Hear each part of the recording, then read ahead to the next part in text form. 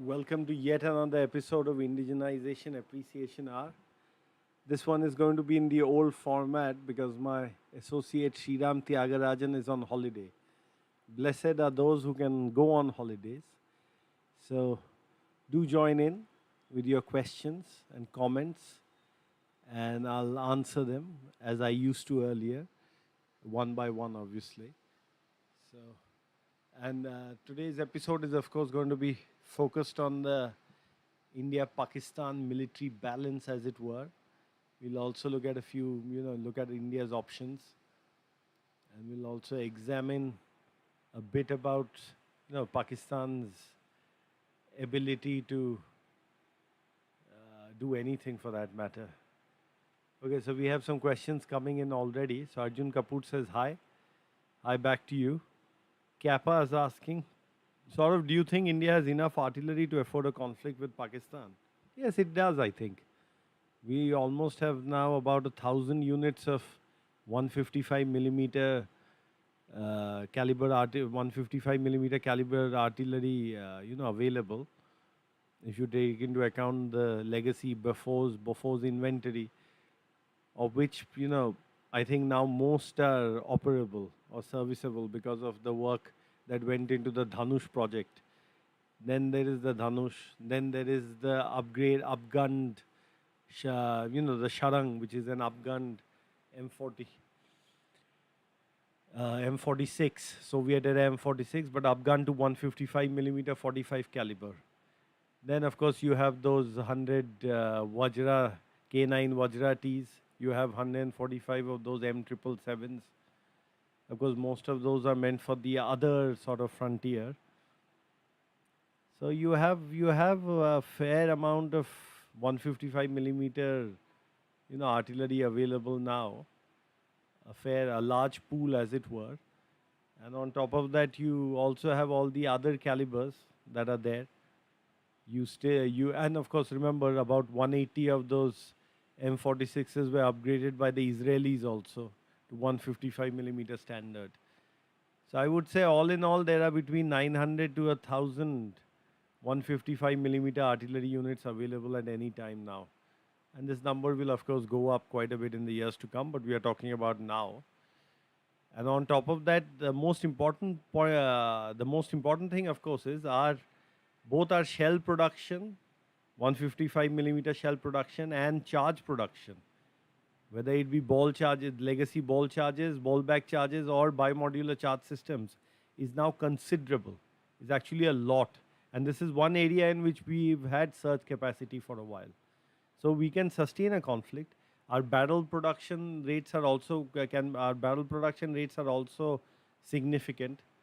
So, even if those barrels wear out, we can sort of replace them. After all, every barrel has a charge, has a life sort of described by the number of effective full charges it can fire before it sort of wears out. So I think we can replace the barrels as well. On top of that, we have enough shells and enough, and various types of shells and charges for all the other artillery systems in our inventory also. I'm talking about, the old, the M46 130 millimeters, which have not been upgraded. The D30 howitzers are still serviceable. Those are 122 millimeter. We also have, a whole thousands, over 2,000, I think, 105 millimeter artillery at our disposal as well. So yes, there's enough artillery for a conflict with Pakistan, in my view. Okay. Chirayu Parak says, hi Saurav, few questions if can. Okay, I will come to that. Acha. Somebody saying, आवाज बहुत low है sir. अच्छा, आवाज अब ठीक है? इसको घुमा देते हैं. I think this should do the trick. So what's the sound like now? I hope it's fine. Yeah. Okay. So let's go with this. What else is there? Can you hear me now? I think they can. Or did you miss that whole part? 1 second. I'll come back to it at the end of the program. Voice went further down. This thing is usually reliable. I don't know why it's not working properly. 1 second. So, Volume is soft. What about now? Is the volume better now? Hello? It should be though. Can you hear me? Better? Better. Okay, better. Fine. Let's go back to this program. A little better. Little better. Okay, I'll bring this right up to my mouth. How's this? Is this better? Can you hear me? Yeah. Okay. Good now. Good. Somebody's calling me at this hour. I obviously can't take the call. So that's fine. Okay. Fine. Let me go back to the question session then. I don't know. This thing usually works well. Okay. Is kinetic action delayed because of the ALH issue? No, it isn't, in a word. Arjun Kapoor asks, please give an assessment of all trade and IWT measures taken against Pak till now. The assessment, you know this, right? We've already, so we withdrew our unilateral MFN status to Pakistan in 2019. And we've taken a whole bunch of measures which basically brings bilateral trade to zero through overt channels, certainly. And we are trying to block, covert channels as well now, which includes rebadging and rerouting via some entrepot trading center and stuff like that.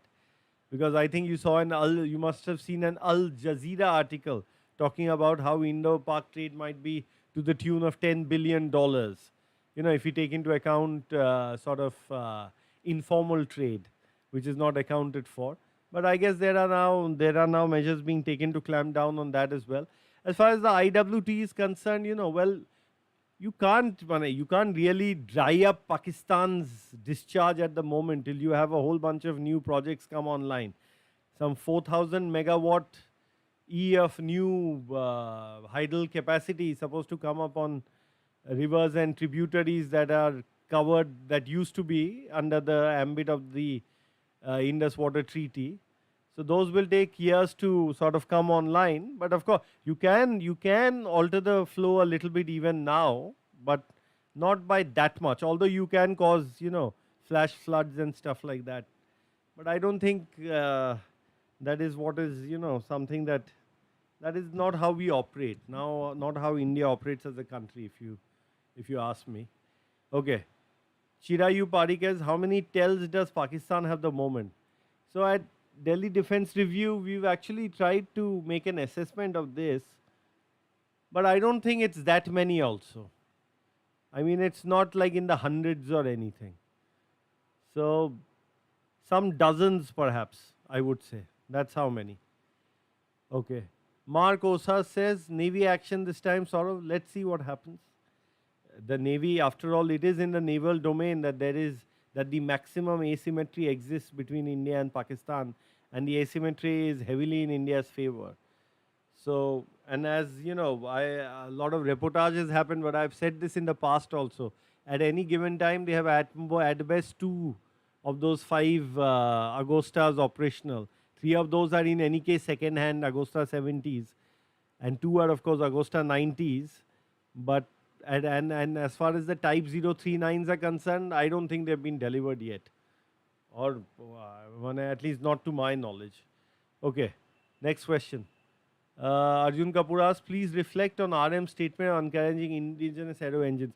Well, it's well past time, don't you think, that this became a sort of a national paradigm, a national national mission.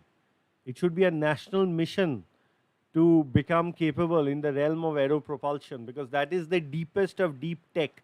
There is no deeper tech than jet engine, than air breathing propulsion. There's no deeper tech than that. And it is time that India became capable in that. And such statements have to be backed by suitable investments. First of all, you need to create the testing infrastructure. You need to create the right kind of manufacturing units as well. Specific manufacturing facilities that we've talked about, like the 20,000 ton isothermal press and the 50,000 plus closed die forging press. So all of those need to be sort of in place. You need all those testing facilities. You need a high altitude engine test facility. You need a much larger turbine test facilities. right? You need flying test beds, you need all of those things, and those things will cost money. But this is the time to invest. In fact, it's long past the time. It's not long past, but yeah, we are already running pretty late. It's now time to bite the bullet and do it this year itself. There can be no question of it. Kumar Mangalam Lambodia asks, uh, when will Archer NG first flight take place? Well, I don't know. It was supposed to have taken place by now. I'm sure you'll hear about it, because everything that leads up to that sort of leads up to a first flight was already done. In fact, we wrote an article on it in Delhi Defense Review. Let me just share it with you anyway. Just one second. I'll share the article with you. This is for those who haven't read it already, obviously. And those who have read it can read it again if they so please. So let me just share it with you over here. Yeah. So I shared it in the comment box. Right. So you can read all about it. Everything all the sort of preliminaries that lead up to a first flight have already been done, actually. Let's see. Maybe we'll hear some good news on that front. Circuit to Citadel asks, very less news on L77AD guns upgrade. 300 plus were upgraded by OFB, but as far as I know, L&T was in the race to upgrade the rest 700 to 800 guns. You mean L70, right? The Bofors L70. Yeah, about 200 plus were 200 plus were upgraded to begin with by AWEIL and all that. And yes, more might be upgraded, but of course, there is another. L&T has worked on the Sudarshan CIWS, and that's also sort of going to be inducted. And so there are a whole bunch of things. In fact, you're going to see some more sort of developments come to the fore in the CIWS sphere, including mobile system. M. Anirudas, hey Saurav, long time, how's your health? It's better now. It's better. I overcame the sort of the main illness that had happened to me into 2021. Of course, my father's passing did take a toll on me, and I did have a few health scares in the middle, but I've overcome those as well. I don't think I have any ailments at the moment, touch wood, by the grace of Jagannath. Chirayu Parek asks, if this time the Navy is to strike, what are your thoughts on it? Would it be ship-based missile strike? Does that achieve the aim to neutralize terror camps based in POK? Okay, these are separate questions, right? So I can tell you this, that if the Navy were to strike, it will throw the kitchen sink at certain targets in Pakistan and also do certain things. Now let me just highlight something, flag something that I wanted to anyway. I'll just come to it just now. You know, there's been a lot of talk in the press about how the Pakistanis have moved the Pakistan Air Force, the Fizaliya, the Fizaliya, has moved these Block 52, it's Block 52 plus F-16s to Pasni, right, which is on the coast near Gwadar. And sort of it has been analyzed that they've done so because the Americans don't want any of those to go down to an S-400, to an S-400 air defense system. But do keep in mind that the Block 52 plus has the AN/APG 68 version 9 radar, which has SAR and ISAR, as in synthetic aperture radar and inverse synthetic aperture radar modes, and is actually compatible and can be made compatible with the AGM-84L Block 2 Harpoon air launch anti-ship missile, right? So, of course, the stores management system will have to be uploaded with new software. But AGM-84L can be carried on stores 3 and 7 of the F-16 Block 52 plus. And of course, you need an interface adapter kit as well. And if you remember, in September 2022, the Americans cleared the sale of a whole bunch of support, a whole bunch of things under a support and sustainment package for the F-16s in the Pakistan Air Force inventory, which included software upgrades and some other accessories and what was dubbed as accessories, both both of a classified and unclassified nature. So the movement of Block 52 pluses to Pasni may not just be about, sequestering them away or keeping them away from strategic SAM systems deployed by the Indian Air Force like the S-400, but they might have a naval element too. Of course, one thing could always be there, that they have deployed those because they want to sort of take on the Indian Navy's MiG-29Ks, in a sort of a DCA kind of a setup. And they could also, some of these might have even been modified for, maritime strike. And this is something that, of course, our planners, I'm sure, are aware of, and I'm sure they'll keep in mind. Okay. So another question that is asked is, what is the next question? Kumar Mangaram Lamboria. F414 manufacturing deal by when? And the next gen engine deal by when? And will it be a 5th or 6th gen engine? Okay, so F414 manufacturing deal, license production deal, I think will be concluded this year. I see it happening.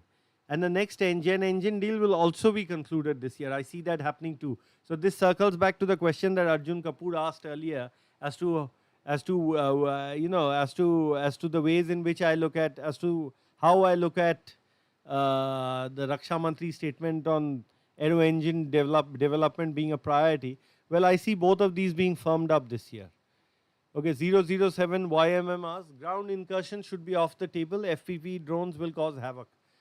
See, we have a whole bunch of FPV drones now also, and more than they do, and we have fiber optic cable drones as well. Of course, the Chinese might be shipping those to them as well as we speak, but the thing is that we are also a very well placed to blunt any quid pro quo plus by Pakistan. Let's put it that way. We should, whatever actions we take should be should be very carefully calibrated and very carefully targeted. After that, if Pakistan chooses to up the ante, Pakistan will find out this time just how many paddies are how many rice. Let me put it that way. Okay, Medal on 81. How much capacity do we have for Navy for surface-to-surface missiles? One would think CBG countries should have that. Well, we have a whole bunch of BrahMos-equipped ships now. And we have a bunch of club ASCM anti-ship cruise missile equipped ships as well. We have still those legacy KH-35s are there as well. I think we are we have plenty of surface-to-surface missiles in the Navy. The sheer number of BrahMos inducted by the Navy is also not, something to be scoffed at. It's actually quite a large, the Navy too has a large inventory, if we may put it that way. Okay, Rakesh says, how come there were so many Pakistani people in India and how many are still hidden away?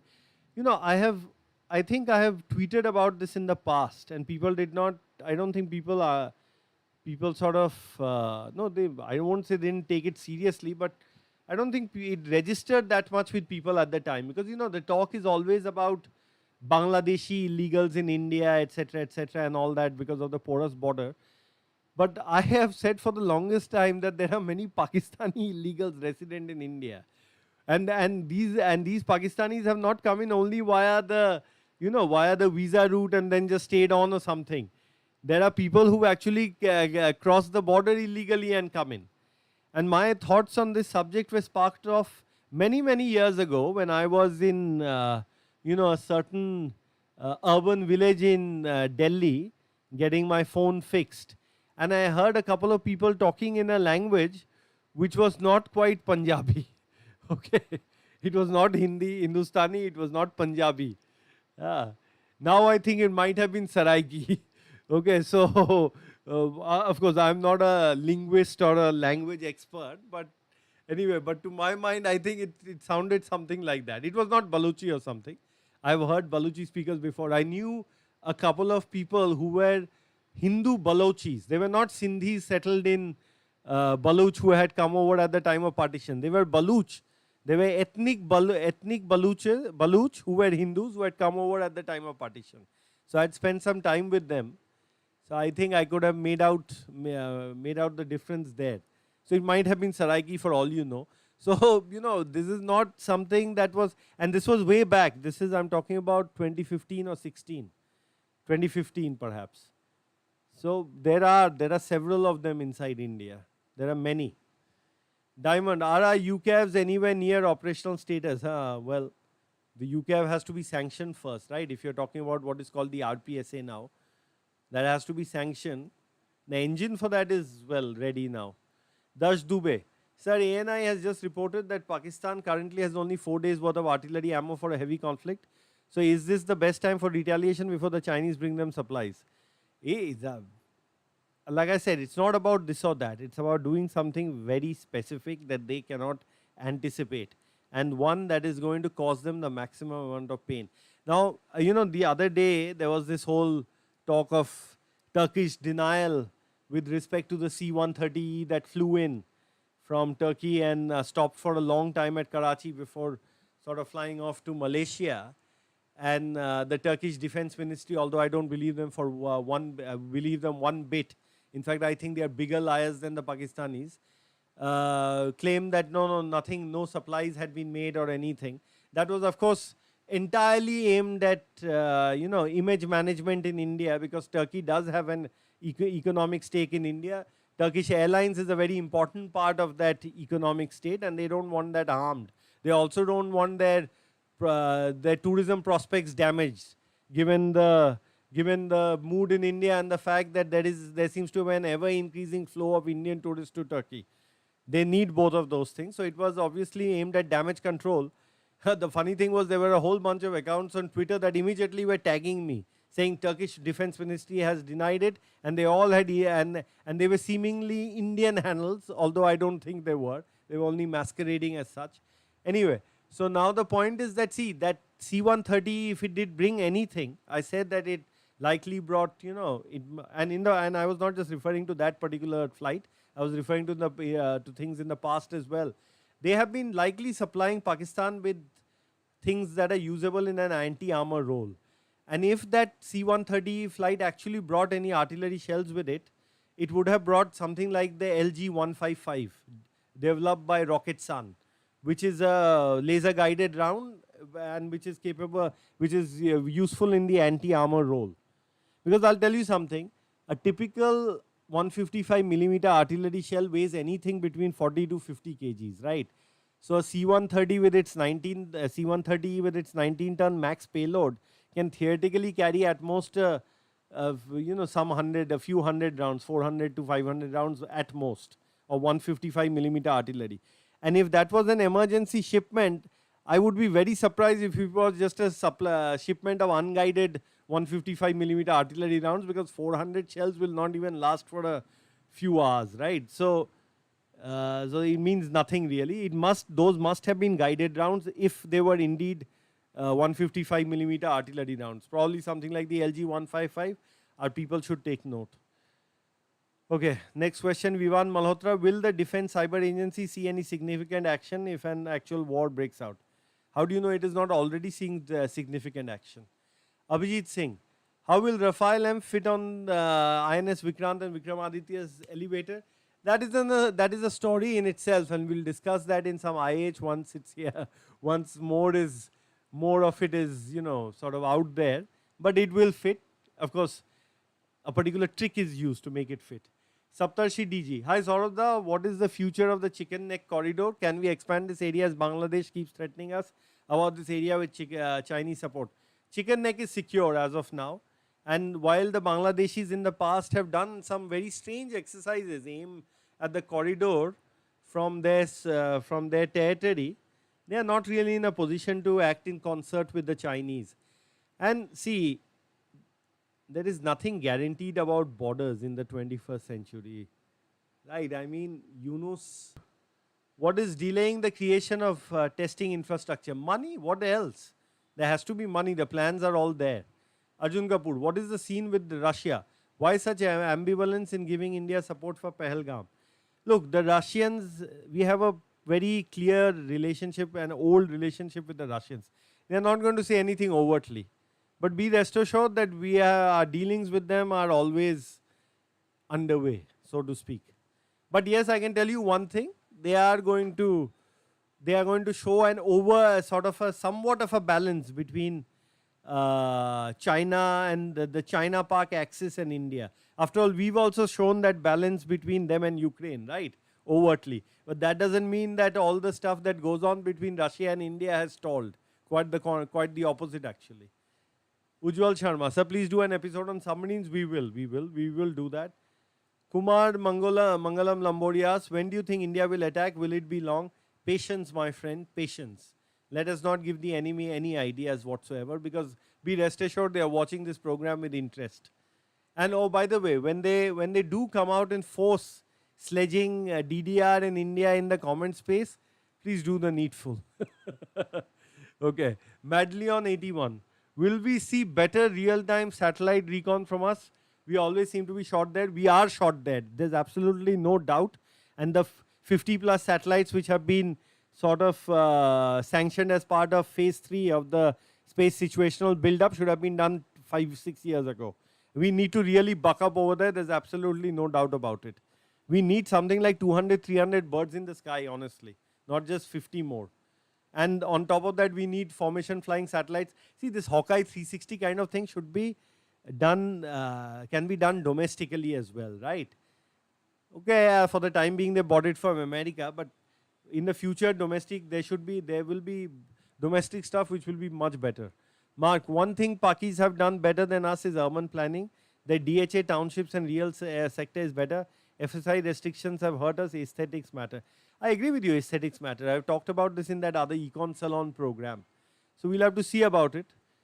Right, Arjun Kapoor says, Touchwood and Jai Jagannath. Jai Jagannath. Dhruv Raman Singh says, do you have some numbers of Astra Mark II available with IAF for our use?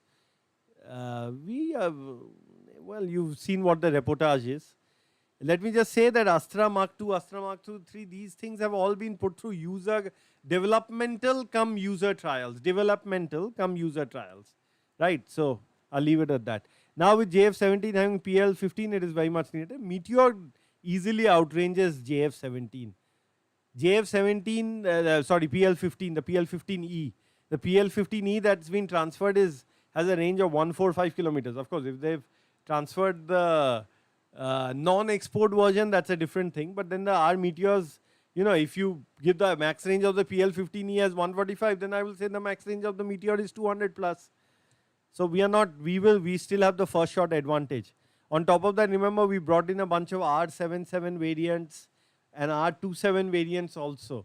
Let's see for the Su-30 MKI and MiG-29. Anyway, Sandeep Mahapatra. Jai Jagannath Dada, Jai Jagannath to you as well. Sounds we are not going to do anything major on Pakistan, and mostly that's because of the unpredictable Pak response comment. Let's wait, let's be a little patient. Arjun Kapoor. Abhijit Iyer Mitra keeps talking about the incompatibility of Barak S-400 with our air assets. One of the reasons he quotes for the loss of the Mi-70. Please reflect on this. Complete nonsense. Both the S-400 and the MR-SAM have been beautifully integrated into AFNet and into the IACCS architecture. And you will see that if any conflict breaks out. They are completely integrated. This thing was started by a bunch of RAND analysts, by the way. Now let me tell you something. They had actually written to DDR at that time. They had wanted to publish an article in DDR of all places that the S-400 was, that the Indian Air Force would struggle to integrate the Indian Air Force, the S-400 into its sort of command and control setup. And they basically said the same kind of thing that you're talking about here. Of course, I refused to carry that article, unsurprisingly. Then they published it as on the RAND blog itself, and ever since you've been hearing stuff like this from certain quarters. Anyway, Arjun Kapoor, and that Mi-17 incident will not be repeated. Today, the network centricity is at a much better level than it was in 2019. Proper IFF systems are in place. Obviously, data links are in place. Very, very capable onboard EW systems are also available. Okay, circuit to Citadel. Pinaka not going to France. It's at early stage, but recent news on France developing MBRL hints something like this. Let's see what happens there. Sannivata, you skipped my question. Status of Kaviri afterburner by BrahMos, and did Godrej start delivering the dry version for testing? So Godrej is not integrating the Kaveri derivative engine, by the way. It is creating those 8 modules from a whole bunch of parts and components supplied by Indian industry. And of course, there are some imported content even now. They intend to go. There's probably over the indigenous content levels are probably over 70% in that engine, and they want to go up further. So the engines they will, the certain number of engines that they will, for which they will deliver modules, will be integrated at GTRE only. There's another tender that will come out for another round of engines for which an Indian industrial partner will be the lead integrator. But that is in the future. Anyway, so and the other question is afterburner. You mean by BrahMos Aerospace Tiruvananthapuram Limited? Oh, well, the new afterburner, a lot of work has been done on the afterburner section, and all the screech problem, etc., have all been solved. So there's no issue there really. Okay. 007 YM says France is definitely not buying Pinakas. Chirayu Parik says, first PM and now RM not attending Victory Day in Moscow. Is it due to Pahalgam, JD Vance's visit or something else? Your thoughts on this, please. No, it's because of the circumstances. I don't think they're going to visit anywhere for a while. Because see, we are at a time of extreme tension with our Western neighbor. This is not a time when I think the head of government or senior cabinet functionary will be sort of moving around, unless of course it's the foreign minister who will sort of prepare world opinion in our favor. That's the person who you might see sort of traveling. Okay, Mark, a whole bunch of other questions. Let's see.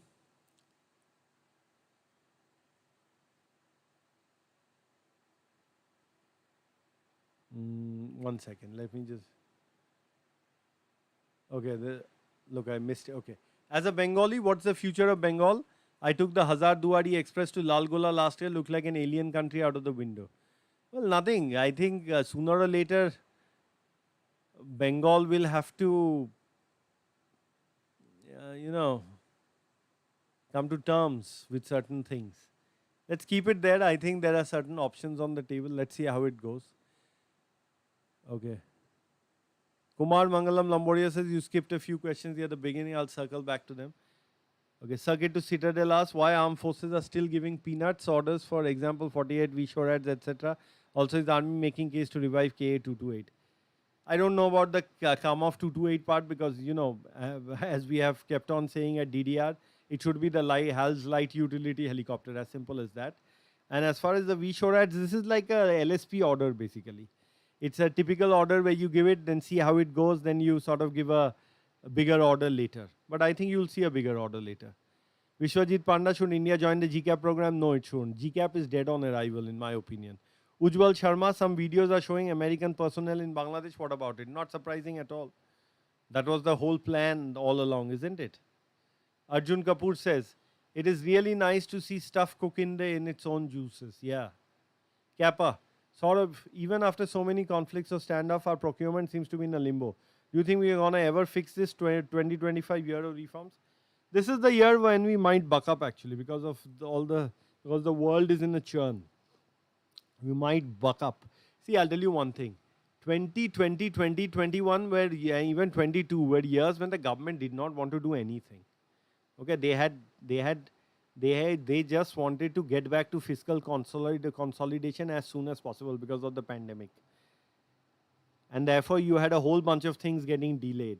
But now we have to do it in double time to make up for 3 lost years. Actually more, but anyway. Arjun Kapoor, what is stalling the allocation of funds for testing infrastructure? Nothing. Now I don't think it can be stalled anymore. Earlier it was obviously fiscal prudence, but now it has to be done. Because not doing it is going to be fiscally imprudent for India within a 5 to 7 year period. Darsh Dubey, can we test our LRHCM in the war if it happens and stretches long enough, if that LRHCM is ready? So you see, you've seen that 1,000-second combustor test, which is a world record, scramjet combustor test. And in that new facility, which is very important, which shows that we are serious about all this. That long-range hypersonic cruise or long-distance hypersonic cruise missile, that is something that has to be sanctioned and then developed, right?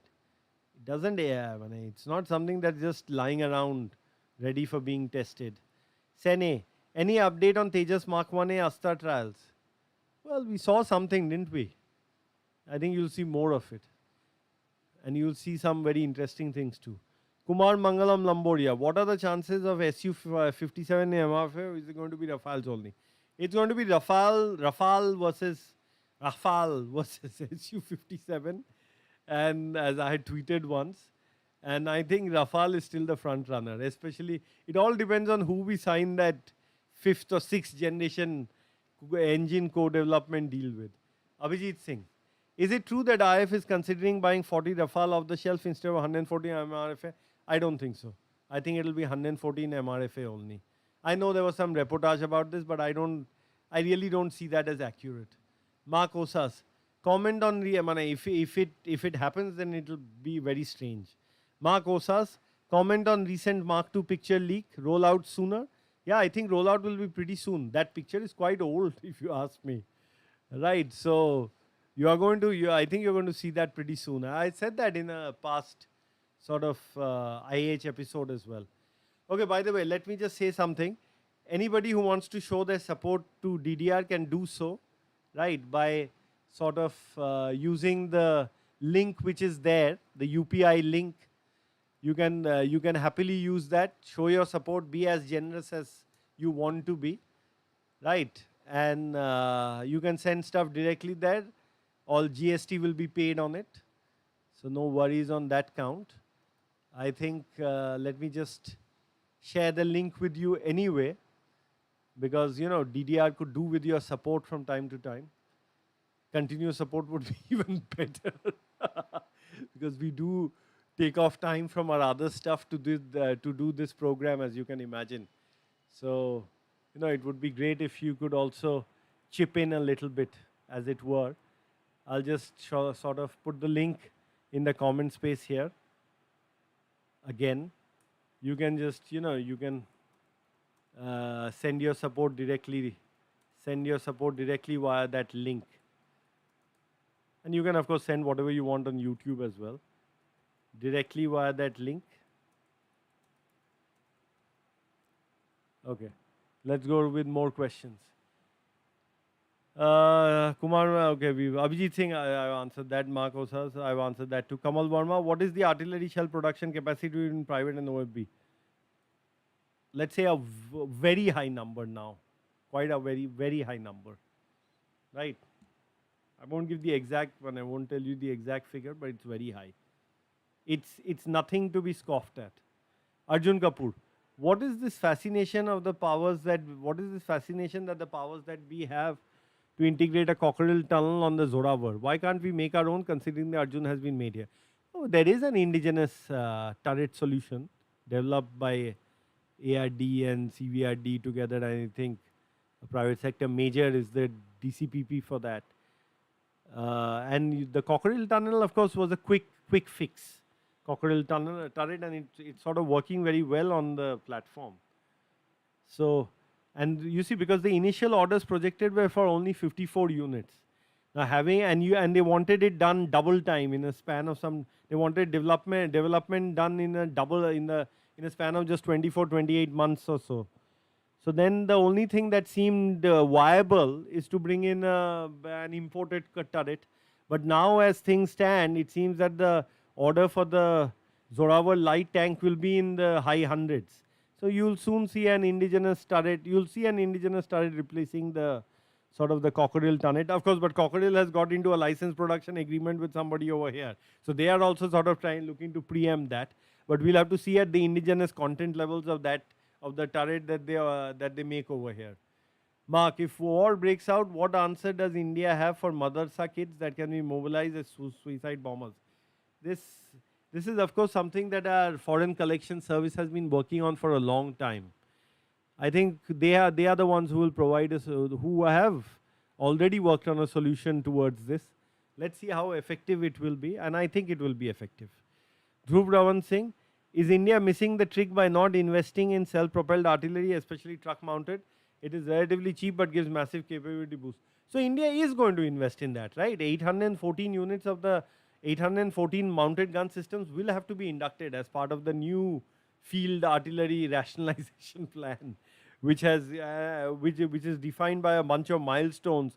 One of which is sort of going to be going to be crossed in 2027 itself, and there are projections out to 2040. So 300 of those of that VRD developed system that you see, which basically mounts the A tags on a BEML truck, that I think you will see 300 units of that being ordered in the next couple of years to begin with. So and you will see more, obviously 100 more tracked K9 Vajra Ts are on order anyway, and you'll see maybe 100 more of those. And in the future, you could see a sort of an ATAGs based on an Arjun chassis also. That too is possible. Circuit to Citadel. Why first Zoho, now Adani pulling out from the semiconductor plan? Is it purely financial or cost census? And Pahalgam, like security risks, might have played bad PR. No, I don't think it's anything to do with caste census or Pahalgam or bad PR. I think it's financial. I think they're not getting the equipment on time. In that last Econ Salon sort of episode, I talked about how there is an informal embargo on India as far as being able to source certain types of equipment relevant to the manufacture of semiconductors of a certain node technology is concerned, right? So that is always there. So they are looking at the market. They must have looked at the market. It's probably not worth their while to get into this at the moment. I won't read anything else into it really. The trains and planes channel is crossing the LOC and capturing strategic heights to push LOC 15 by 25 kilometer feasible military response. In some sectors, yes, it is. Not 15, 25 kilometers, but less, yes, it is. You can capture enemy posts and you can hold on to them also. I won't say all along the LOC, in certain places. 007, but you will have to destroy their artillery units defending that sector before you do that. And you will also have to be ready to face an onslaught of FPV drones even as you go in. So you will have to jam, all the sort of command link guided FPV drones, radio frequency FPV drones. And you will have to sort of also be ready to face whatever fiber optic link FPV drones they are deploying. They will actually not be able to do the same along the LOC. We will break any localized counter offensives by them. I am actually much more confident about what we can do today than I was back in 2019. So let me just say that. 007 YM says, I am still blackpilled with the delay in indigenous ATGM's integration with LCH. I don't think there's any delay. I don't think there's any delay anymore. You see that yourself. Abhijat B. Does Pakistan have thermonuclear bombs? No, I don't think they do. They don't have the so-called hydrogen bomb or they don't have a two-stage implosion device or anything. They have fission weapons only. They might have some boosted fission weapons, as in fusion boosted fission weapons. We're using, tritium boosting. But remember one thing, okay? Tritium is not something that is just readily available, okay?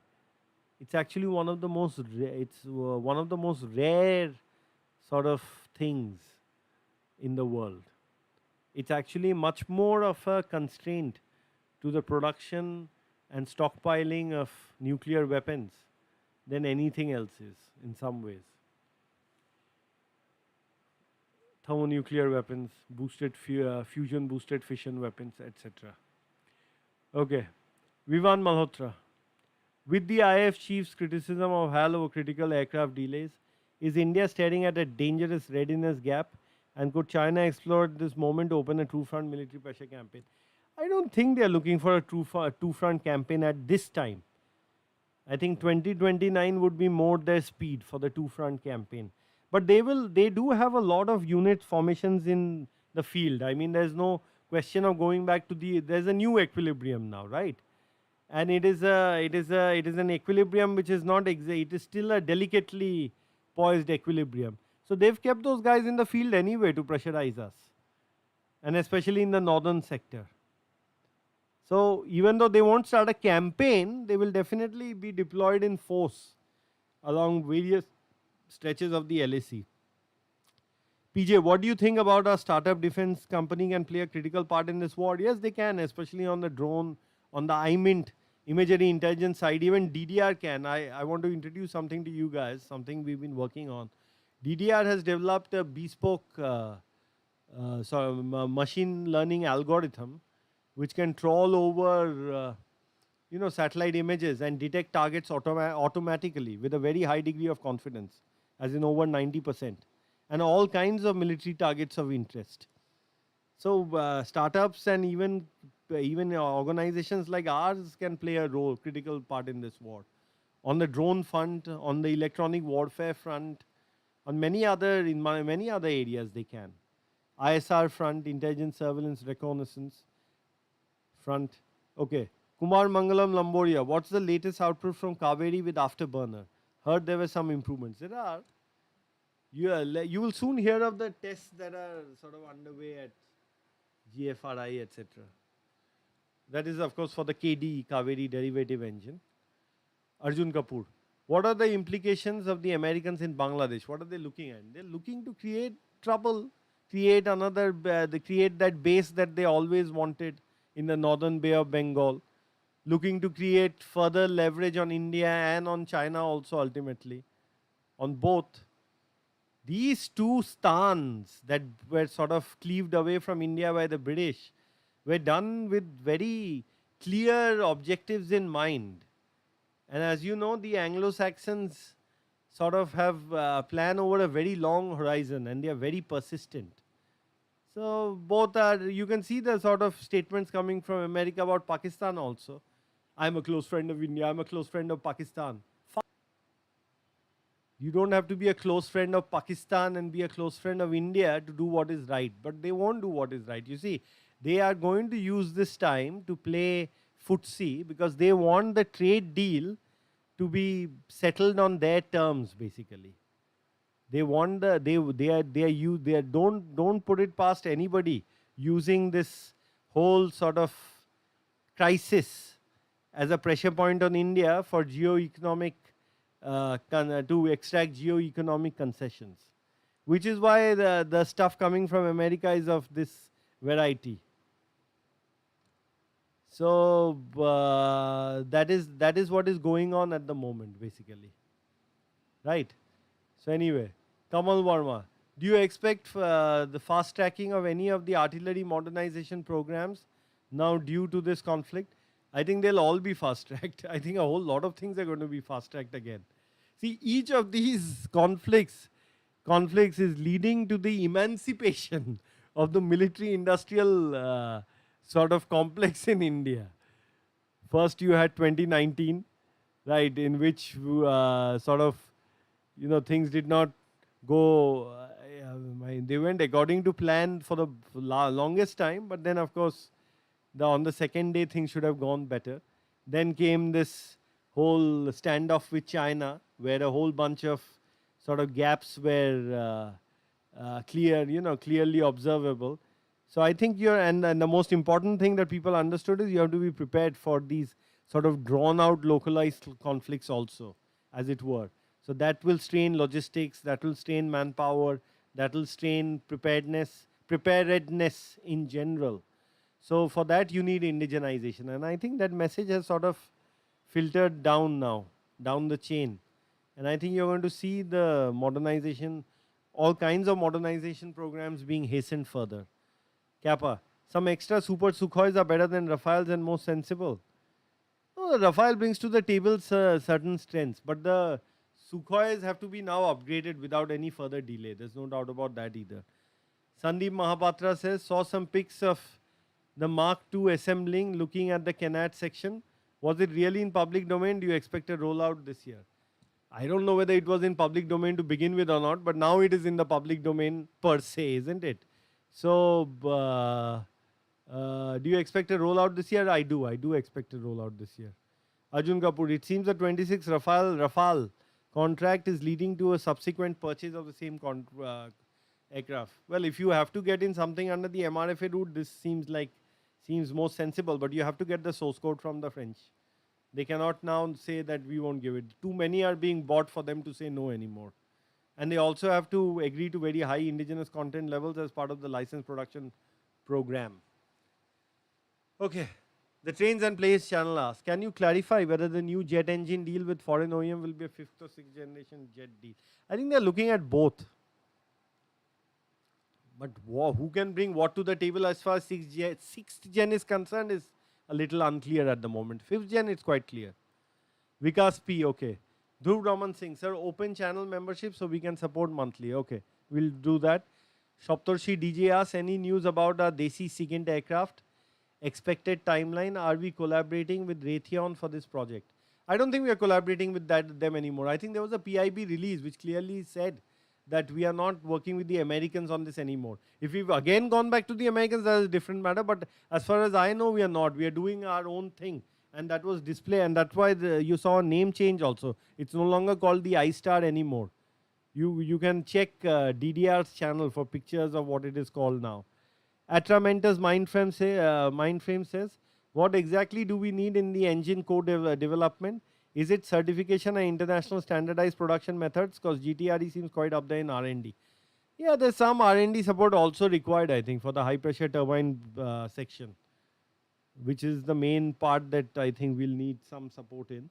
Manufacturing, of course, and international standardization, certification. Actually, GTRE can do it on its own also if you give it more time. But it's just to mitigate risk, it has been decided, and to sort of what is a typical Indianese to compress timelines, this foreign co-development partner is being sought, because they will bring their own supply chain along with them, right?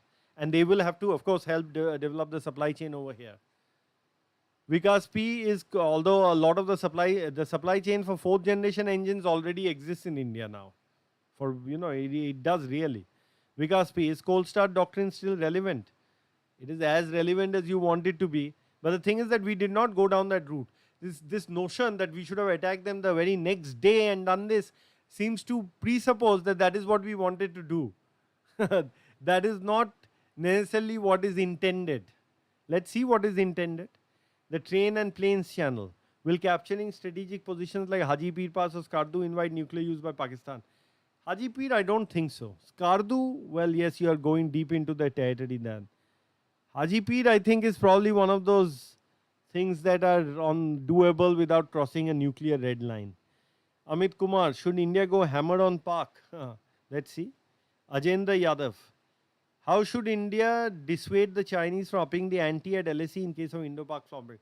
Well, you already have the army in the field right now and the air force as well. So obviously you will have to, your deployments, you will have to maintain certain deployments over there to dissuade them from upping the ante. They don't gain either from upping the ante. See, they basically captured areas which were not defended at all during the summer of 2022, because at that time that whole 14 Corps was basically struggling with COVID protocols as well. That is when they move forward, breaking long established CBMs and agreements. They broke that, right? They broke the 1993 and 96 and 2013 framework agreements. They broke those, but they can't do that again. They are not capable of some full-scale offensive against well-prepared, well-defended Indian positions, not with their current sort of levels of training. Of course, if they stay in the field for the next 10 years and all, they'll become more capable. Chirayu Parekh, 4. Pakistan conducted Abdali test today and looks like it was success. What do you make of it? The way I see it is they're shit scared and rattle all. It's part of the nuclear signaling, obviously. It is obviously part of the nuclear signaling. They are showing that their missile-based deterrent is viable and is in a state of in some state of readiness. Anish, why are counterintelligence and cyber capability economic espionage is poor? I don't think our cyber capability is poor. I don't think it is poor at all. Counterintelligence, it's not poor, but it can be uneven at times. Economic espionage, most certainly is poor. There's no doubt about that. Our economic and geo-economic espionage is quite poor. We just don't, because we are this country which always goes by what's been done on the dotted line, even when the other guys are sort of violating it, right? We follow that paradigm. So we are the good boy. So economic espionage has never really been on the table. But now I think, given that we are now in a sort of a global conflict, we are in an age of global dissonance, that approximates to a new kind of global conflict. Given that we are in that age, uh, I think we will have to relook the way we do things. We cannot, and given that we are still being denied technology, we now have to be a little clear about how we are going to go about these things. Yash.pi says, thank you, Saurav, for doing this. Been following you for at least 9 years now. Shows like this are really underrated. I do share these streams with my defense enthusiast friends too. Thank you. Right. Thank you, Yash. Thank you for the support. Well, I think we are growing as a channel. DDR, of course, does a whole bunch of other things. DDR does not earn its keep by through its sort of, channel or whatever it publishes and all that. Those are things we do anyway. But I can tell you something, that if this channel grows and if there are more people watching this, then we will be able to sort of make the public understand how things stand, how they really stand. Like, we should neither be jingoistic or, bombastic, and nor should we be sort of diffident and pessimistic, overly pessimistic. The truth lies somewhere in the middle, and that is why I think what this channel sort of expostulates upon. Master Chief says, sir, any comment on the yield of our nuclear weapons? No comment. There's no point in commenting on that. Shoptoshi DG. Will India's Rafale Marine be upgraded with GAN ASA RBE2? GAN ASA RBE2. GAN, will they have GAN units? No, let's see. I think they have the RBE2 ASA AA anyway, isn't it? That's gas based. Whether they'll have GAN in the future, can't comment. Arjun Kapoor. Handing over Kailash ranges seems to have been a blunder. Well, Mukpadi was handed over. The Mukpadi, the all-important peak. Now, why it was handed over is a question best answered by somebody else. Right? I think it should have been handed over as part of a larger deal, which would have seen full disengagement in Depsang at that time itself, not later. Atramentus, but anyway, what is done is done, what was done is done, and the reasons are best known to those who did it. Atramentus mind frame. Truck mounted artillery seems to be the only deficiency. So what seems to be the issue with MGS? What does IA need from it before inducting large numbers of MGS? Nothing. It just goes through, it has to go through a process. It's still, developmental trials have to be completed, user trials have to be done. There's a whole process before anything is inducted. That is what you're seeing. It can be fast tracked. That's what we need is a defense procurement organization, which will basically sort of streamline acquisitions and also fast track processes or processes. 007 YMM asks, we need to follow the US when it comes to developing a robust ISR network and platforms is crucial. 100%. Mark, an economic question. India needs more banks, as in modern monetary theory banks created money of thin air. We need to get rid of outdated fiscal deficit myth. Park won't go bankrupt as we wish, re-US. Okay, I know this is not econ salon. First of all, any country, any government which has a compliant central bank, borrows in its own currency and is willing to let its currency depreciate can never go bankrupt. Okay. It can sort of print its way out. Modern monetary theory is something different. Banks create money out of thin air at all times anyway. Okay. Banks have an asset and have an asset side and a liability side. They can book anything on the asset side and then credit somebody with that. That's what they do with a loan. That's how they credit a loan anyway. A bank does not need to actually attract a deposit before it makes a loan. It can make the loan and then attract deposits per se. So, but modern monetary theory is something else. I can go into a long discussion on modern monetary theory. I will take a whole episode of Econ Salon where I explain modern monetary theory, its roots, what it is saying, etc. A different thing altogether. Okay. So, Master Chief says, congrats on your ML algorithm. Thank you. We'll sort of publish something using it soon. And then we'll publish some more stuff, and you'll yourself see the power of our algorithm. Kumar Mangalam Lamboria, any updates on MPA TGM development and production? Oh, by the way, if anybody is interested in our algorithm for commercial use, you can send a mail to gcatlarge1618 @gmail.com. Kumar Mangalam Lamboria, any updates on MPA ATGM development and production? I think you'll see it. You'll see some LSP orders for that as well soon. And then KM Lambodia asked timeline for Gandivar production, I think in the next 2 years. A tremendous mind friend claps, thank you. Vivan Malhotra says, Vivan Malhotra, okay, whole bunch of questions are there. We are running out of time now. We've already run out of the hour, but anyway, I didn't answer a bunch of questions in the beginning. So let me circle back to that. Vivan Malhotra, DDR software sounds impressive. Hopefully, it is built with scalability in mind. Good luck to team DDR. Yes, yes, it's completely scalable. It's proprietary.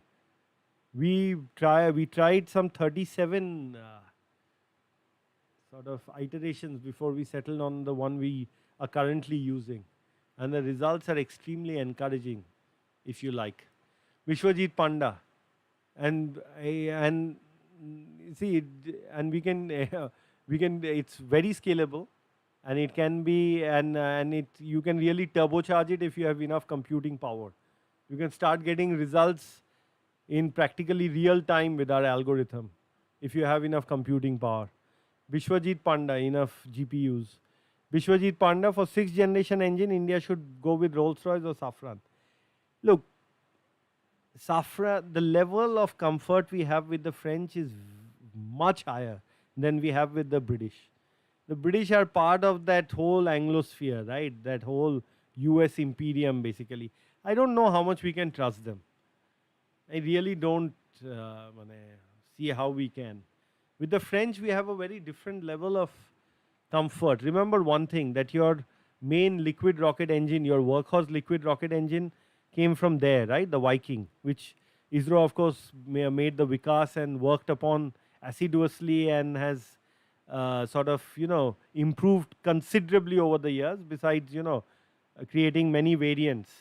Several variants of that engine have been created. Several quite, what should I say, useful variants have been created. So, the same. So that was one kind of liquid rocket engine that came in then. And I guess now we can work on jet engine technology with them also. But of course, it has to be worth our while. It's not just because things have been done in the past doesn't mean they have to be done now. So I think both those entities are on the table at the moment, both Rolls-Royce and Safran. Mark, will the Kashmir issue be solved if you give the Americans a base in Kashmir? No. And by the way, I would not be surprised if the Americans have tried very hard to get bases in Kashmir in the recent past. I would not be very surprised at all. Both in the valley and in Ladakh, I would not be surprised if they have made such proposals, etc., etc. Prometheus, are the photo leaks of Mark II a security breach? And should an inquiry be done to avoid this as in the future? Look, I don't know where that photo came from, as I said earlier in the program. Were they really in the public domain? I don't know. Like I said, they are in the public domain now, but they were not, whether they were in the public domain to begin with, I don't know. Right? And should an inquiry be done to avoid, that is up to the government. Kumar Mangalam Lamboria, is the Air Force happy with the CATS Warrior? Let's see. Has the Air Force ever made a comment in favor of the CATS Warrior? Have you ever seen it in any Air Force display or anything? So I think that should answer your question. Let's see how it goes. Sam Dave asks, DRDO recently revealed that they're working on airborne direct energy weapon. How will this be feasible unless we have a very powerful engine? Well, it will obviously be based on an imported sort of transport or passenger aircraft. And it can be done even with existing systems, depending on what kind of wattage you want from the airborne DEW. In fact, I'll write an article on this. Let me write an article on this. I'll examine both the A-60 Suckle echelon effort of the Russians in the Cold War and the Boeing airborne laser. I'll examine both. Right, both Suckle echelon and the Boeing ABL, both. And I'll say what are the issues, what are the power management issues, what are the general issues with sort of collimation or whatever that you face when you base it on a flying platform, etc. Madleon81. We are lacking seriously in blocking of social media narratives can be used for recon to mandate of cyber command. Yeah, it should be mandate of cyber command, but I think it should just be the mandate of our foreign collection service. They are quite sort of capable in this domain as they are in many other domains also, and they should be the ones looking at this. They and of course the domestic intelligence service as well. Kumar Mangalam Lambodia says, any update on HTFE 25 and HTSE 1200? HTSE 1200 is actually a tech demonstrator, if you ask me. Only one unit was ever created. And HTFE 25 is supposed to attain certification by 2028. Let's see if it happens. Its high altitude testing was done in Ladakh. Darsh Zube, sir, does India have thermonuclear weapons? There are way too many articles opposing this. Yeah, I know all those articles. It's okay. I think we declared thermonuclear capability. What is there, let us not unnecessarily get into details of. Some strategic targeting modeling has to be done. It will be done, I am sure. Can be done. The trains and planes channel. Is the use of paratroopers by the army a realistic possibility in high steep Himalayas? They've done it already. Where is the question of it being a realistic possibility? And even under blackout conditions, they've done it. Look, I have the highest regard for our para SF, our para forces in general. Nobody should doubt their capability. And the kind of things they did during the standoff with the Chinese is also commendable. Of course, the SFF also played a huge role, but they also they played a massive role in my view. It's another matter that, such missions and operations will not be revealed to the public for a very, very long time. And as far as the government is concerned, I don't think they will ever confirm that para-SF was ever used along the LAC. Neither should they really if they are not going to do it, whatever. Okay, Arjun Kapoor asks, do you have plans to collaborate with other YT channels? I meant the sane ones. Yeah, we do collaborate with other channels. We are also bringing on board, military personnel who have worked on indigenization, who are passionate about indigenization. And I don't know how many sane YT channels are there in the defense space. Most of them seem to be looking to get hits, as many hits as possible, as many subscribers as possible, rather than talking about how things really are. So, Amit Kumar, where are we on Akash missile production? Quite well placed, if you ask me. Akash is a grand success. Thousands of Akash missiles have been built. So many launchers have been built. So many radars have been, associated radars have been built. And those have been improved over time also. You have Mark II of many of those systems now. You have the Akash missile also. The Akash missile itself has been improved over the years. You have a Seeker equipped variant now, etc. Vikasvi, can you do a special episode for Gandiva missile? I can do a special episode on air-to-air missiles in general. Okay, trends. What are the trends? What are the things to look out for, etc. Devdeep Mukherjee, why Hawkeye 360 deal? Why not our own companies? Good question. I guess they want to go with whatever is already ready. But like I said, in the future, there'll be stuff from India which will be much better than this. Anish, where is our version of Palantir and Anduril in defense sector? USA defense startups should be allowed. They have robust ecosystem. Completely agree with you. But don't be surprised if you see both of those things in the years ahead. Abhi, sir, is government planning to force Airbus and Boeing to manufacture some components or make a final assembly line for commercial airlines? They should actually. They should force them. Okay, last few questions now. Pankaj Fadatade. Is that correct? Is that Fadatade?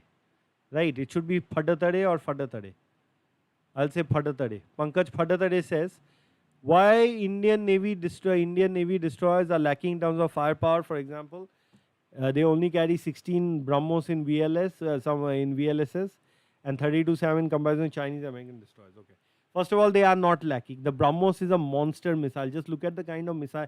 I'm not comparing YJ-21 on Type 55. Look at Type 52C, D, what they carry.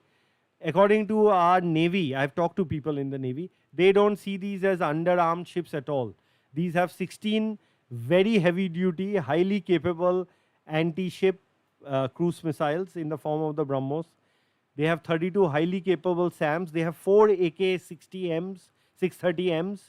They have that 76 millimeter system also, which can be used for air defense. They carry a whole bunch of torpedoes. You will find that the same mix is not there on all the Chinese Type 52 destroyers. Okay, some of them are lacking in one element or the other. And don't forget that 2 of those AK-60 630Ms will very likely be traded in the future for 32 VLSR SAMs. So then you will have 64, air-to-air 64 surface-to-air missiles on board as well. 64 plus 16 BrahMos. I think that's a pretty good layout for a destroyer of 8,000 tons. Atramentus mind frame. Where are we with the Desi IR guided CCM AM? Let's see where that goes. Have you ever seen an actual project mentioned anywhere about this? Anish, does per capita income have an effect like soldier quality and IQ like comparison USA, UK, China, and the Russia, India? I don't think it does. Fact of the matter is that the Taliban's, we all know what the Taliban's per capita income was, and we all know how cleverly they fought with all using the terrain against the Americans. And the Americans threw everything at them also, and had persistent ISR to boot, and a whole bunch of informants on the ground as well. And yet they could not manage. So let's look at that. I don't agree with such comparison. I'll tell you where it matters. It matters in a domain like sports in terms of how many sports can you be good at. If you are a democracy and your per capita income is not that high and your government has a whole bunch of things to spend money on, then what happens is a whole bunch of sports get neglected, because you can't really throw money at it in the form of a sports system like a communist country does. But using your sheer size, you can excel at some sports. Like in chess, you are now dominant because somebody put the money. Somebody who is a legend decided to give his time to developing chess talent in India. So that's one example. You've broken through in things like javelin, etc., and all that also. Cricket, of course, there's a huge industry backing it. Your hockey has also got back up to speed. You're still not be able to beat maybe Holland and Belgium, or maybe even Germany on a regular basis. But I'm sure one day India will reclaim its mantle in the near future. A whole bunch of badminton is a great example of how, again, somebody took it upon himself to make it happen in India and did. So as far as the Indian Army's infantry units are concerned, I think they are some of the best in the world. They are some of the hardiest professional soldiers you'll see anywhere, and they are willing to give their all. And I have seen it during the standoff with the Chinese also, along the line of actual control in the recent past. Mark, what's the status of Project Varsha, underground submarine base? I think you've seen what is there in the open domain. There's no point in commenting on it. Rakesh, why have we not come up with a standard VLS like Mark 41 or 3S14? We do have designs for that. Earlier it didn't make sense because of our ship design and the very varied nature of our weapon systems and all that. But now that, and which are of different origins, you would appreciate. But now that we are now going to induct more stuff that is, of the same kind of built by us, and the ship designs are also changing, and the requirements are changing, you'll see more of this. You'll see a common VLS, a standard VLS, vertical launch system. Anish, is there any ground penetration device to detect LOC underground tunnel? Let's not discuss all this. Ground penetration radars have been available for a long time. Gravimetric sensors are also available in the on the world stage. 007, I would like to see professional boxing grow in India. I completely agree with you. That is a sport that I can also abide by. Arjun Kapoor strongly recommend Indie Needle's channel for WW1, WW2, Korean War, all things related to them. Very comprehensive coverage of the conflicts. Okay, I'll take a look at it. Okay, enough for today. I'm now just going to circle back to the questions in the beginning and answer them. Kappa had asked, or do you think India has enough artillery to afford a conflict with Pakistan? Yes, it does. I think there are now almost 1,000 155 millimeter units. If you add everything, 180 Sualtem, some number of Sharang, some number of Dhanush, 410 FH-77B that were sort of imported at that time, 100 of those K9 Vajra Ts, 145 M777s. I think if you add all of this up, you will get to that 1,000 unit mark, right? So I think we have enough 155 millimeter artillery. Most importantly, we have tremendous artillery, 155 millimeter artillery shell production. We have considerable bimodular charge system production. We have considerable legacy ball bag charge production. We have all of that in place now. And on top of that, you have at least over 3,000 plus legacy artillery systems available to you, 130 millimeter M46, 122 millimeter D30, 105 millimeter IFG and LFG variants. There's enough artillery in my view. Okay. Chirayup and then had asked, so is kinetic action delayed because of ALH issue, circuit to seater last? No, I don't think so. Arjun Kapoor, please give an assessment of all trade and IWT measures taken against Pakistan. I told you, over trade they have basically stalled. They are trying to stall indirect trade also now, something which has been rebadged and repackaged in some entrepot trading center. IWT, there are some 4,000 megawatt worth of projects which are on the anvil, but they'll take several years to be commissioned. Even now, I'm given to understand basically based on what I've read, that some amount of discharge can be sort of varied, but I don't know whether that is something the Indian government is really looking to do or not, because that's usually not how how India approaches things. Chirayu Parekh, how many TELs does Pakistan have at the moment? Not as many as people think. Definitely below 100, I would say. Okay. Navy action this time, Saurav. Mark Osas asked. Let's see. I think I've answered the remaining questions. I'll have to now call it a day. I've gone on for a long time. Okay, there's some last questions, and these are the very last ones. Sarvanand Sampath says, thanks for doing this, Saurav. Right? How do you think Indian government is handling the narrative building and messaging post-Pahalgam incident response? It's trying its best, really.